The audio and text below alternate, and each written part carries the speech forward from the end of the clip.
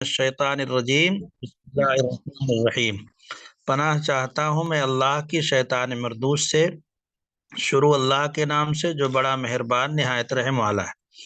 الحمد للہ رب العالمین، سب تعریفیں اس اللہ کے لیے جو سارے جہان کا پالن ہار ہے۔ عالمین کے بارے میں بتا دیا۔ رب کے معنی ہوتے ہیں جو شفقت کے ساتھ پالے، پرورش کرنے والا، ایسا پرورش کرنے والا جو شفقت کے ساتھ پرورش کرے اسے رب کہتے ہیں۔ اللہ کے بارے میں آ گیا کہ اللہ اس ذات کا نام ہے جو تمام، جو ہمیشہ سے ہے، ہمیشہ رہے گی، اور تمام خوبیاں جس کے اندر موجود ہیں۔ حمد، حمد کے معنی ہوتے ہیں تعریف کرنا، والثناء باللسان علی الجمیل الاختیاری نعمتن کان او غیرہا، زبان سے کسی کی تعریف کرنا علی الاختیاری، اختیاری خوبی کی بنیاد پر، نعمتن کانا وغیرہ، نعمت دے جب بھی، نہ دے تب بھی، تو ایسی ذات کی تعریف کو حمد کہتے ہیں۔ تو حمد کہتے ہیں کہ زبان سے تعریف کرنا کسی کی اختیاری خوبی کی بنیاد پر، یعنی اس کے اندر جو خوبیاں ہوں اس کی اپنی پیدا کردہ ہوں۔ مثلا انسانوں میں جو خوبیاں ہیں وہ اللہ تبارک و تعالیٰ کی پیدا کی ہوئی ہیں، انسانوں کی نہیں ہیں۔ تو انسانوں کی تعریف کو حمد نہیں کہیں گے، مدح کہیں گے، اور اللہ کی تعریف کو حمد کہیں گے۔ جس میں اختیاری خوبی ہوتی ہے اس کی تعریف کو حمد کہتے ہیں، اور جس میں خوبی کسی اور کی مثلا کوئی عالم ہے، علم اللہ نے دیا، کوئی حسین ہے تو حسن اللہ نے بخشا، تو اگر اس کی تعریف ہوتی ہے تو مدح ہوتی ہے، حمد نہیں ہوتی۔ بہرحال تو حمد کہتے ہیں کہ زبان سے کسی کی تعریف کرنا اختیاری خوبیوں کی بنیاد، تو سب تعریفیں اس اللہ کے لیے جو سارے جہان کا پالن ہار ہے۔ الحمد مانے تعریف، لام مانے لیے، لام حرف جر ہے اس لیے اللہ ہی کے نیچے زیر آیا۔ اللہ مانے اللہ، رب مانے پالنے والا، عالمین کے معنی ہوتے ہیں دونوں جہان یا سارا جہان۔ سب تعریفیں اس اللہ کے لیے جو سارے جہان کا پالن ہار۔ اب کوئی سوال یہ کرے کہ سب کس کا ترجمہ ہوگا؟ بھائی حمد مانے تعریف، اللہ مانے اللہ، رب مانے پالن ہار، عالمین مانے عالم، اس میں سب کہاں سے آیا؟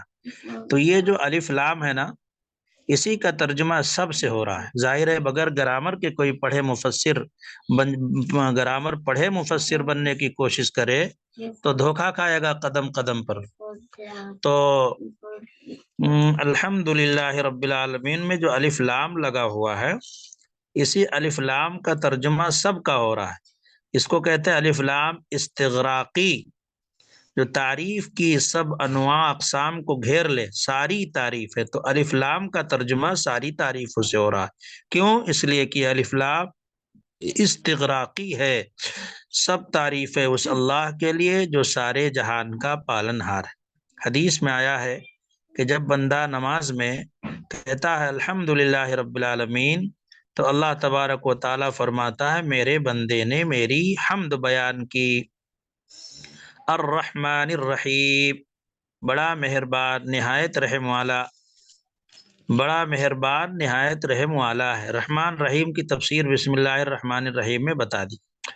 جب بندہ کہتا ہے الرحمن الرحیم تو اللہ تبارک و تعالیٰ فرماتے ہیں میرے بندے نے میری توصیف کی۔ پہلے میں کہتا ہے حمد کیا، تعریف کی، میرے بندے نے میری بڑائی بیان کی، تعریف کی۔ مالک یوم الدین، جو قیامت کے دن کا مالک ہے، روز جزا کا مالک۔ دین کے معنی ہوتے بدلہ، تو جو بدلے کے دن کا، یوم مانے دن، یوم الدین مضاف مضاف الیہ کا کی ترکیب ہے، تو بدلے کے دن کا مالک مالک ہے۔ تمام تعریفیں اس اللہ کے لیے جو سارے جہان کا پالن ہار ہے، بڑا مہربان نہایت رحم والا ہے، بدلے کے دن کا مالک ہے۔ یہ کوئی صاحبہ عالم ارواح اور عالم برزخ کا بھی ترجمہ ہوگا کیا؟ جی عالمین جب سارے عالم کا کہیں گے تو جتنے عالم ہیں سب آ گئے۔ ظاہر ہے ان کا مالک اللہ ہی ہے اور ان کو پالنے والا اللہ ہی ہے۔ تو اس لیے سب آ گئے اس میں۔ بہرحال سب تعریفیں اس اللہ کے لیے جو سارے جہان کا مالک ہے، بڑا مہربان نہایت رحم والا ہے۔ قیامت کے جو سارے جہان کا پالنہار ہے، بڑا مہربان نہایت رحم والا ہے، قیامت کے دن کا مالک۔ دیکھو اللہ تعالیٰ تو سب جہانوں کا مالک ہے، تو یہاں کہہ رہے ہیں کہ قیامت کے دن کا مالک، تو اس سے پتہ چلا کہ قیامت کے دن کا ہی مالک ہے، بقیہ اور چیزوں کا مالک کوئی اور ہے۔ تو پہلی بات تو یہ ہے کہ مفہوم مخالف کا اعتبار نہیں ہوتا، یعنی قیامت کے دن کا مالک ہے تو اس کا مطلب نہیں کہ اور چیزوں کا مالک کوئی اور ہے۔ دوسری بات یہ ہے کہ دنیا میں ہر چیز کا مالک اللہ ہے، اس لیے الامر کلہ للہ، اور جگہوں پر ہے کہ وَلِلَّهِ مُلْكُ السَّمَاوَاتِ وَالْأَرْضِ، کہ آسمان و زمین کی بادشاہت اللہ تعالیٰ ہی کے لیے، تو سب چیزوں کا مالک تو اللہ ہی ہے۔ لیکن قیامت کے دن کا مالک ہے اس لیے کہا کہ قیامت کے دن کی شان نرالی ہے، اور دنیا میں ہر چیز پر انسان اپنے قبضے کا دعوے دار ہوتا ہے کہ بھائی یہ گاؤں میرا ہے، اس میں رہتا ہوں، یہ گھر میرا ہے، یہ کھیتی میری ہے، اور یہ دکان میری ہے، وغیرہ وغیرہ۔ لیکن مرنے کے بعد جو انسان ظاہری قبضے کا دعوے دار ہوگا، قیامت کے دن اس کا دعویٰ منقطع ہو جائے گا۔ وہاں تو اللہ تعالیٰ ہی کی شان ہوگی کہ اللہ تعالیٰ کی ملکیت اور حکومت اور سلطنت کا اظہار ہوگا، تو اس لیے کہا گیا کہ قیامت کے دن کا مالک۔ یہ بھی کہتے ہیں جب بندہ پڑھتا ہے تو اللہ تبارک و تعالیٰ فرماتا ہے کہ میرے بندے نے میری عظمت کو ظاہر کیا، بیان کیا۔ ایاک نعبد و ایاک نستعین۔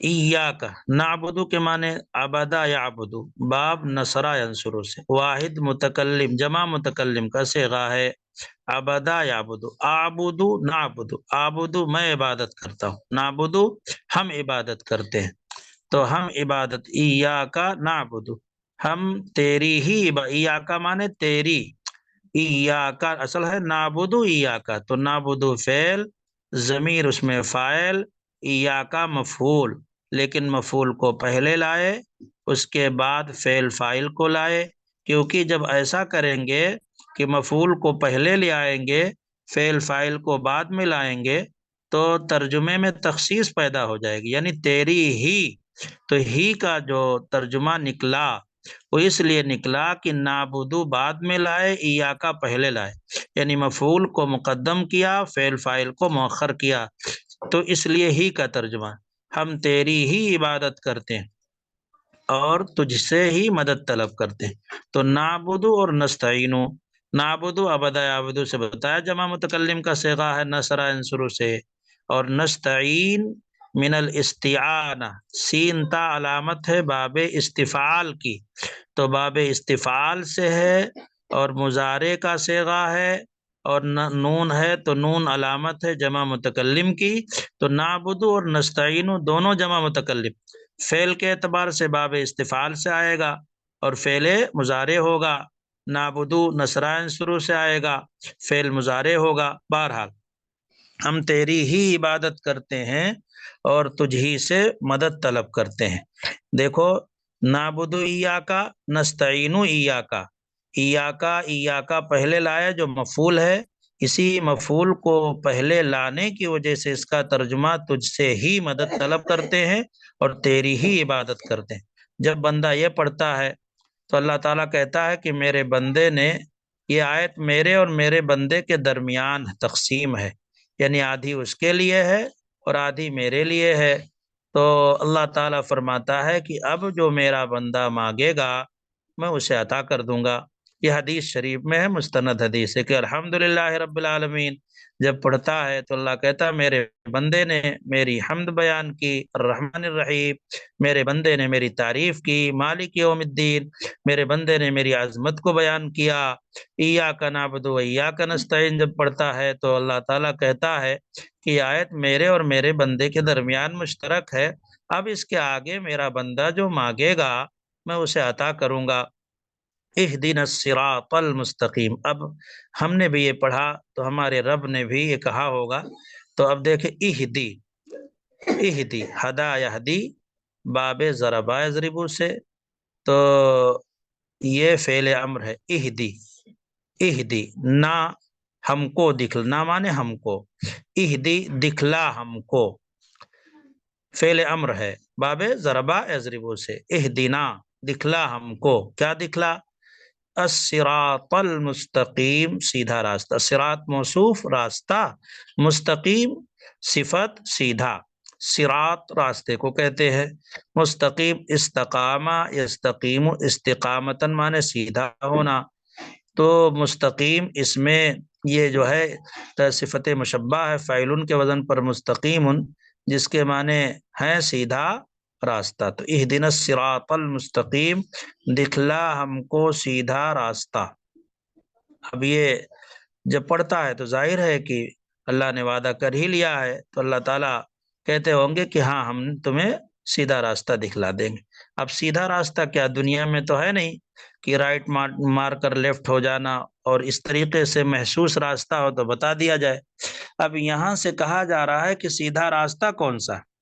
کہ صراط الذین، ان لوگوں کا راستہ، انعمتا جس پر تو نے انعام نازل کیا، انعمتا علیہم جن پر تو نے انعام نازل کیا، صراط الذین، الذین مانے اس میں موصول ہے وہ لوگ، ان لوگوں کا راستہ، انعمتا جن پر تو نے انعام، علیہم مانے جن پر، انعمتا جن پر تو نے انعام نازل کیا، صراط ابھی آیا، صراط راستے کو کہتے ہیں، الذین اس میں موصول، انعمتا انعم ینعم انعام باب افعال سے، انعمتا فعل ماضی واحد مذکر حاضر کا صیغہ، اور اللہ تعالی مخاطب ہے، انعمتا تو نے یعنی اللہ نے، علیہم جن پر، علی مانے پر، ہم مانے ان پر، جن پر، الذین اس میں موصول، ان لوگوں کا راستہ جن پر تو نے انعام نازل کیا۔ تو اب یہ سوال پیدا ہوتا ہے کہ کن لوگوں کا راستہ جن پر اللہ تعالیٰ نے انعام نازل کیا؟ تو قرآن کی بہترین تفسیر یہ ہے القرآن بالقرآن، یعنی تفسیر القرآنی بالقرآن، قرآن میں کہیں ایک جگہ اجمال ہوتا ہے تو دوسری جگہ تفصیل ہوتی ہے، ایک جگہ کوئی جملہ آتا ہے معمولی تو پھر اس کی وضاحت ہوتی ہے۔ تو کن لوگوں پر انعام نازل کیا؟ اگر کوئی پوچھ لے کہ صراط الذین انعمتا علیہم کا مصداق کون ہے، تو قرآن پاک میں اللہ تعالیٰ نے فرمایا اولئک الذین انعم اللہ علیہم من النبیین والصدیقین والشہداء والصالحین، یہی وہ لوگ ہیں جن پر اللہ نے انعام نازل کیا، یعنی نبی، صدیقین، شہداء، صالحین۔ تو انعمتا علیہم صرف ان لوگوں کا راستہ جن پر تو نے انعام نازل کیا، ان لوگوں کا راستہ جن پر تو نے انعام نازل کیا، کون لوگ ہیں وہ؟ انعم اللہ علیہم من النبیین، نبی، صدیقین، شہداء، صالحین، دراصل یہ انعام یافتہ جماعت ہے۔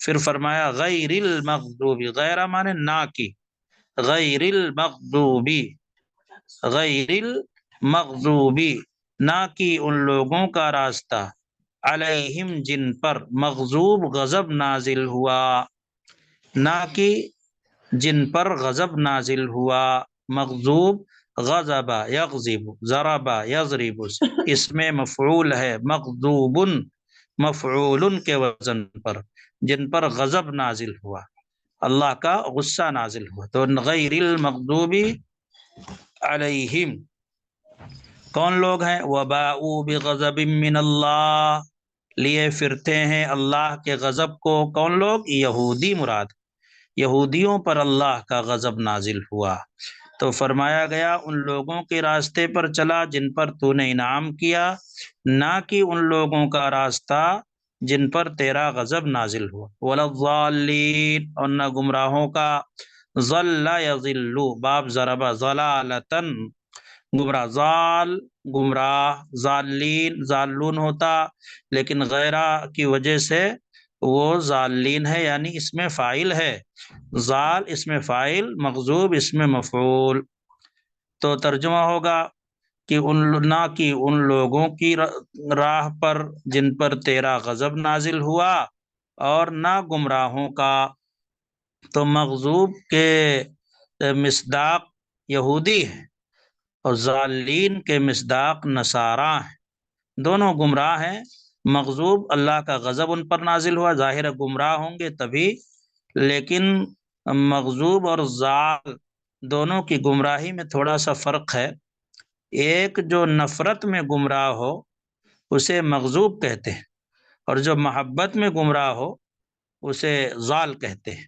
یہودی نفرت میں گمراہ ہوئے، پیغمبروں سے نفرت کرتے تھے۔ اللہ نے فرمایا کہ جب ہم نے پیغمبر بھیجے تو انہوں نے پیغمبروں کو قتل کر دیا۔ کہا جاتا ہے کہ بنی اسرائیل نے کم سے کم 1000 نبیوں کو قتل کیا ہے، استغفر اللہ۔ تو اس لیے نفرت کی وجہ سے ظاہر ہے حضرت عیسیٰ علیہ السلام پہ الزام لگا دیا، ان کی ماں پہ الزام لگا دیا کہ بدکار ہیں، ان پہ زناکاری کا الزام لگا دیا، حضرت یحییٰ پہ لگا دیا، حضرت زکریا علیہ السلام کو پریشان کیا۔ تو یہ نفرت کرتے تھے اللہ کے مقبول بندوں سے، تو اس لیے ان کی گمراہی سخت ہے اور انہیں مغضوب کہا گیا۔ اور نصارہ جو ہے محبت میں گمراہ ہوئے۔ قالت الیہود عزیر ابن اللہ وقالت النصارى المسیح ابن اللہ، نصرانی یہ کہتے تھے کہ مسیح علیہ السلام اللہ کے بیٹے ہیں۔ تو انہوں نے جیسے یوں سمجھیں کہ ایک استاد سے کسی نے آ کے کہا کہ تمہارا شاگرد تمہاری تعریف کرتا ہے، آپ ایسے ہیں ویسے ہیں، ڈبل پیسے ہیں، جنگل کے بھیسے ہیں، یعنی بہت تعریف کرتا ہے، جو آپ میں نہیں ہے، تو کہیں گے کہ وہ گمراہ ہے لیکن عقیدت میں گمراہ ہے۔ اور ایک یہ کہا جائے کہ آپ جن کو پڑھاتے ہیں، یہ مساہمات جو ہیں وہ پیٹھ پیچھے آپ کو گالیاں بکتی ہیں، تو یہ نفرت میں گمراہی ہو جائے گی۔ تو یہود کی گمراہی اس لیے ہے کہ وہ اللہ کے نیک بندوں سے، اللہ کے شعائر سے، احکام سے، اللہ کی آیات سے نفرت کرتے تھے، تو اس وجہ سے انہیں مغضوب کہا گیا۔ اور نصارہ محبت میں گمراہ تھے، اس لیے انہیں ضال کہا گیا۔ بہرحال دیکھ لیجیے گا۔ اعوذ باللہ من الشیطان الرجیم، پناہ چاہتا ہوں میں اللہ کی شیطان مردود سے۔ شروع کرتا ہوں اللہ کے نام سے جو بڑا مہربان نہایت رحم والا ہے۔ ساری تعریف اس اللہ کے لیے جو سب جہانوں کا پالنہار ہے، بڑا مہربان نہایت رحم والا ہے، بدلے کے دن کا مالک ہے۔ ہم تیری ہی عبادت کرتے ہیں اور تجھی سے مدد طلب کرتے ہیں۔ دکھلا ہم کو راستہ سیدھا، ان لوگوں کا راستہ انعام کیا تو نے جن پر، نہ کہ ان لوگوں کا راستہ غضب نازل ہوا جن پر، اور نہ گمراہوں کا۔ تو مغضوب، ضالین، انمتا، اہدی، مستقیم، نستعین، نعبدو، یہ سب کیا چیزیں ہیں؟ یہ سب آپ اپنے ذہن میں رکھیں۔ مغضوب سے مراد کون ہے، ضالین سے مراد کون ہے، با حرف جر کی وجہ سے مجرور ہوا ہے کون کون سا لفظ، اس میں لام کی وجہ سے کون سا مجرور ہوا ہے، سورہ فاتحہ کی فضیلت کیا ہے، سورہ فاتحہ کو سورہ فاتحہ کیوں کہتے ہیں، یہ سب باتیں ذہن میں یاد رکھیے، انشاءاللہ زندگی بھر کے لیے ہے۔ بہت ممکن ہے کہ کل وقت پر ہی اس صورت کا ترجمہ، کل تو ممکن نہیں ہوگا لیکن اس کے بعد پرسوں اس کا ترجمہ وغیرہ این ٹائم پر ہم کسی کا نام بھی دے دیں کہ بھائی کم سے کم یہ تو لکھ کے بتا دو ابھی، تو ہو سکتا ہے، یہ ممکن ہے۔ اس ڈر سے نہ گروپ چھوڑیں نہ غیر حاضری کریں۔ کل انشاءاللہ چھٹی یوں رہے گی کہ میں رات میں سفر میں ہوں گا، صبح پہنچوں گا مدرسے پہ، تو اس کے بعد پھر درس کا صحیح طور طریقہ وہاں وہ کیا جائے گا۔ اگر کسی کو کچھ پوچھنا ہے تو جی، یہ سورہ یوسف کے ٹیسٹ کا سوال دوسری قسط کب آئے گی، یہ تو مفتی رضوان صاحب گروپ میں ہیں، ان کو بتا دیا جائے گا۔ یہ کسی نے پوچھا ترجمہ کس قرآن سے کرنا ہے؟ ارے قرآن کیوں، ہم تو کرا ہی رہے ہیں ترجمہ، لفظ کا معنی ہی بتلا رہے ہیں۔ اور اگر آپ کو بہت قرآن پاک وہ کرنا ہی ہے، رکھنا ہی ہے کوئی اردو ترجمہ، تو آسان ترجمہ اور تفسیر مفتی تقی صاحب عثمانی کی ہے، ایک عدد اپنے پاس رکھ لیں، اس سے استفادہ کریں۔ بقیہ یہاں ہم آپ کو لغوی صرفی تحقیق کے ساتھ ترجمہ کرائیں گے، یہی اصل مقصد ہے پڑھانے کا۔ تو دوسرے لوگوں سے کہو کہ جو پڑھانے والے ہیں وہ عالم ہیں، وہ ترجمہ اور تفسیر، ترجمہ نہیں دیکھتے، تفسیر دیکھتے ہیں۔ تفسیر ابن کثیر ہے، تفسیر مظہری ہے، تفسیر قرطبی ہے، علامہ آلوسی کی روح البیان ہے، اور بھی بہت ساری تفسیروں کی کتابیں ہیں، بیان القرآن ہے۔ ان سے کہو کہ وہ پرانی تفسیریں جو سب لوگ جن پر اعتبار کرتے ہیں ہم ان سے کرتے ہیں، عالم دین جو ہوتا ہے اردو ترجمہ دیکھ کر نہیں پڑھایا کرتا۔ ایک صاحبہ نے پوچھا کل چھٹی رہے گی کیا؟ جی جی سفر میں ہوں گا تو اس لیے چھٹی ہے، اور قسط کل آ جائے گی تو رات میں یہ کام کر لیں کہ سورہ یوسف کے سوالوں کی جو دوسری قسط ہے اس کا جواب بھی ایک صاحبہ نے آج لکھا تھا، بڑا اچھا لکھا تھا۔ آپ لوگ بھی کوشش کریں، محنت کریں، تاکہ یہ نہ ہو کہ بس ایسے ہی بیٹھی رہے اور وقت پورا ہو جائے۔ دیکھیے استعمال کریں اس کو، ہم اپنا قیمتی وقت دے رہے ہیں، ہمارے پاس وقت بہت مختصر ہوتا ہے۔ کوئی سبق کے تعلق سے سوال ہو، ترکیب کے تعلق سے کچھ اور ہو تو پھر وہ پوچھا کرے۔